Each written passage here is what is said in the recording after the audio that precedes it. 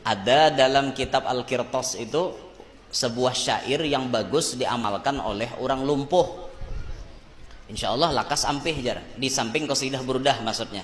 Ada lagi qasidah yang lain. Cuma 2 bait rasanya. Rasanya cuma 2 bait. Itu bagus diamalkan. Insya Allah lekas ampih. Kalau nang sehat mengamalkan, dijaga Tuhan daripada lumpuh, kada pacang lumpuh. Ada bacaannya dalam kitab, tapi ulun kada ingat. Bujuran toh, ulun kada ingat.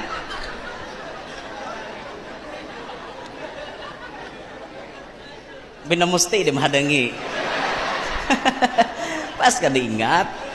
Bujuran toh ulun kada ingat nah, kada ingat lagi ya Allah, Allahumma shalli ala Muhammad kada ingat. Ya Rabbi, apalah ya Rabbi. Asli kada ingat lalu nah. Dasar kada ingat lagi. Dasar kawa. Ini berarti kada ada izinnya udah.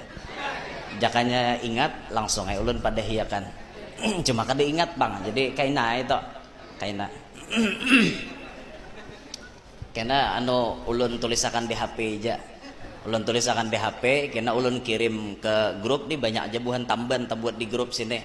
Nah kena buhan tamban bisa aja berhubungan lawan panitia termasuk ada tabuat dalam grup. Jadi kawaja, nah adakah guru ngirimin semalam toh? Insyaallah kena ulun tulisakan. Mun sudah bulik ke rumah. Soalnya kan kitabnya di rumah, ulun kada ingat gitu. Di jalan nih kada ada bawaan apa-apa. Kasini aja minyak harum tertinggal tadi di motor. Ada dengan bau minyak harum. Inggih. Nah tuh Sayyidah Nafisah Masya Allah lah luar biasa benar Sidin. Napa jadi layau tak kasih ya kisahnya. Anak kisah hari Senin tadi kan. Hari Senin ada hubungan kuat dengan Nabi Muhammad sehingga ia menjadi mulia.